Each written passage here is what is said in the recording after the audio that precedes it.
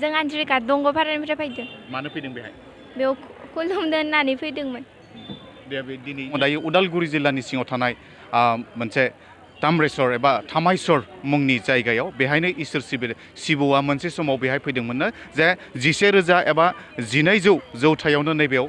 बानायनाय माखासे बायखोन्दा दङ आरो बे बायखोन्दा मन्दिराव दिनै शिबखौ फुजिबोबाय थादों आरो नाथाय दिनै बेखौ फुजिग्रा शिबखौ सिबिग्रा माखासे रायजोफ्रा दिनै बोर लानो आवगायबोदों मानोना दिनै शिवरात्रि आरो बे शिवरात्रिनि मेलायाव माखासे आइजोफोरा बेहाय लाइन जानानै दं आइजोल' नङा गासैबो गुबुन गुबुन सुबुंफोरा दिनै बेहाय थुबुर जाफैदों नैबेयाव थोंजोङै सासे आइजो दङ बिथांनिफ्राय थोंजोंखौ मिथिनो नाजागोन दा नैबे समाव बिथांनिफ्राय मिथिनो नाजागोन जे नैबे जिथु माने ताम्रेश्वर एबा तामायस्वर बे जिथु माने शिब मन्दिर शिबखौ सिबिग्रा बे जायगा थिलियाव जाहाथे माबायदि मोनो बेखौ মানে খালামকে বাইদেউ ক'ৰ পৰা আহিছে মানে কিয় আহিছে ইয়াতে মই ভেগাঁৱৰ পৰা আহিছোঁ ইয়াতে মানে বহুত দিনৰ পৰা শুনি আছোঁ যে কি হেৰি মন্দিৰটোৰ বহুত মানে পবিত্ৰ বুলি শুনা পাইছোঁ বহুত বছৰৰ পৰা আহিমকৈ আহিব পৰা নাছিলোঁ এইবছৰ প্ৰথম আহিছোঁ মই আহি কিন্তু বহুত ভাল লাগিছে আৰু বহুত সমাগম দেখি পাইছোঁ আৰু বহুত শৃংখলা পাতি দেখি পাইছোঁ আৰু ভৱিষ্যতে আৰু এনেকুৱা প্ৰতি বছৰে আহিম বুলি মই আশা এটা কৰিছোঁ যাতে মোৰো আশাৰ পূৰণ হ'ব বুলি আশা কৰিছোঁ थारैनो बिथाङा गोसोआव हास्थायनायखौ मोनगोन बेखौ माने बिथाङा मिजिंथिदों दा जोंबो मिजिंथिनो हायो जे इसोरा जिहेतु नैबेयाव थामायस्वर माने शिबआ जेब्ला बेहाय बे हाग्रा बंग्राफोर जायगाफोराव दावबायनानै फैदोंमोन अब्ला बेहायनो थामायस्वर आरो बे थामायस्वर इसोरा जेराव माने दावबायनानै थामायदोंमोन एबा थाद'दोंमोन बे जायगाखौनो थामायस्वर होननानै बुंनाय जादों नै नुदों नोंथांमोना जोंनि रायजोफोरा नोंथांमोना नुगासिनो दं गोबां दिनै सिबियारिफोरा बेहाय फैनानै गावनि गोसोनि जे साननाय बा हास्थायनाय बेखौ मोनफुंनो थाखाय बिथांमोना हयथ' दा बेहाय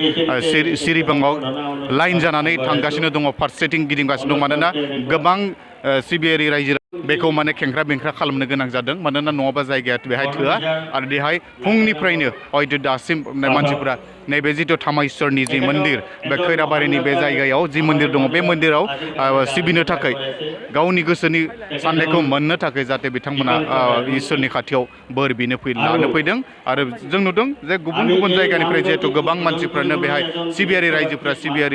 रायजोफ्रा बेहाय फैनानै गावनि गोसोनि हास्थायनायखौ मोनफुंदों होननानै बेहाय मोनसे फोथायनाय दङ आरो जानो हागौ बेनि थाखायनो नैबे दिनै लोब फैगासिनो दं आं थोंजोङै नैबे समाव बिनानाव सासे दङ बे बिनानाव सासेनिफ्राय एसे मिथिनो लुबैदों बेयाव बे थाबैनो मा फैदो बिनानाव बबेनिफ्राय फैदों जों आन्ज्रिका दंग'पारानिफ्राय फैदों मानो फैदों बेयाव खुलुमनो होननानै फैदोंमोन दे बे दिनै इसोरनाव बोर बिनो फैदों प्रथमते এই নামদাতা মহান ব্যক্তিজন गोसोनि साननाय ফুলাম অবস্থায় माथोखौ फरायबाय थानो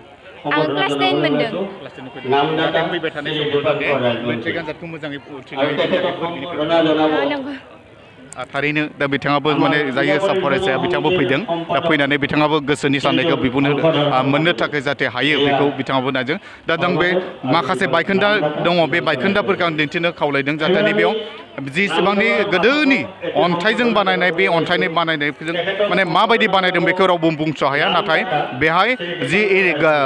आर्किअलजि डिपार्टमेन्ट दङ बिथांमोना मोनसे थि समखौ सायख'नादों जे 1000 एबा 11 एबा 1200 मायथाइयावनो बेखौ बानायदोंमोन थारैनो बे जिथु फाखानि न' बे बा अन्थाइ बे अन्थाइया जोबोद माने बाख्नायथावना सोमोनांथावना मानोना माबायदि बानायदों बेखौ बबेनिफ्राय दानदों बेखौ एसे नायो सा साज्रां नायोब्ला बेखौ हमनोनो हाया माबायदि बानायनाय जादों दा बेहाय दङ नैबे जाय माने बर'नि मोनसे जायगामोन बिनि माखासे मोननैसो नेरसोन दङ बे गेटआवनो आरनायनि जि हाजो आगर बे हाजो आगरखौबो बेयाव मोजां रोखोमै बानायनानै दोननाय दङ आं बेखौ नैबे समाव केमेरामेनखौ बिथांखौ खावलायदों जाहाथे दिन्थिनो केमेरामेन बिथाङा दिन्थिगासिनो दङ नै जेरैबायदि अन्थाइयाव हाजोनि आगर ख्रि बेखौ माने आगर बे आगरखौ बेयाव खोब मोजाङै एरनानै दं आरो बिनिफ्राय जोङो रोखा खालामनो हायो जे नैबे समाव जे बर'नि मोनसे बे जे जायगा बे इसोरा जे फैदोंमोन बेखायनो शिब मोदाया जेब्ला हाग्रा बंग्रा दावबायना फैदोंमोन बेहायनो थाद'नायनिखौ खालामदों आरो जानो हागौ बै समाव जोंनि बर'निफोरा जे थारैनो बेहाय जे दंमोन बे आगोरानो फोरमान खालामदों गुबुना जि बुङा मानो नैबेयाव जे माने हाजो जि आगर दानि आरनायाव जों जे हाजो आगर बानायदों बे हाजो आगरखौ बै समाव अन्थाइयाव बेबायदि रोखायै दाननानै गालांदों बेयो बाख्नायथावना তাৰে থংজে মিঠিকে বাইদেউ ইয়ালৈ কিয় আহিছে কি পাই ইয়াতে ইয়াত মানে আজি আমি প্ৰথম আহিলোঁ মই মানে হাজবেণ্ডে কিবা কৈছিল যে প্ৰব্লেম হেৰি হ'লে আহিলোঁ আজি চালোঁ বহুত মানে ভাল লাগিল আৰু ইয়াত মানে বহুত কিবা মানা চানা কৰিলে ফলে এইটো কাৰণে আহিলোঁ আৰু थारैनो नैबे समाव बिथाङा बुंदों जे बेहाय गोसोनि साननायखौ माने जाफुंसार खालामनो हानाय जि गोहो दङ बेहाय मोनो होननानै बयबो बुंसोलायदों दा बेयो दा बेसेबां सैथो बेखौ माने रायजो राजाफ्रा नोंथांमोना नुगोन बेहाय रायजो राजाफ्रा जुदि गेजेराव जुदि फोथायलायनाय गैयामोनब्ला दिनै बेबायदि लोब लोब फैनानै हयतो नैबे थामायसर एबा थाम्रेश्वर मुंनि बे जायगायाव हयतो शिव मोदायखौ सिबिनो फैनाय नङामोन আপোনাৰ সন্তান জিএনএম বা এএনএম নাৰ্ছিং পাঠ্যক্ৰমৰ বাবে আগ্ৰহী নেকি দৰিদ্ৰ সীমাৰেখা তলৰ মেধাৱী ছাত্ৰীসকলৰ বাবে সুখবৰ আনিছে কোকৰাঝাৰ ছেম কলেজ অফ নাৰ্ছিঙে 2 আৰু 3 বছৰীয়া নাৰ্ছিং পাঠ্যক্ৰমৰ বাবে আগবঢ়াইছে 50% ৰেহাই এই সুবিধা লাভ কৰিবলৈ শীঘ্ৰেই যোগাযোগ কৰক 9854550697 আৰু 9854300175 নম্বৰত যোগাযোগৰ অন্তিম তাৰিখ 5 মাৰ্চ 2022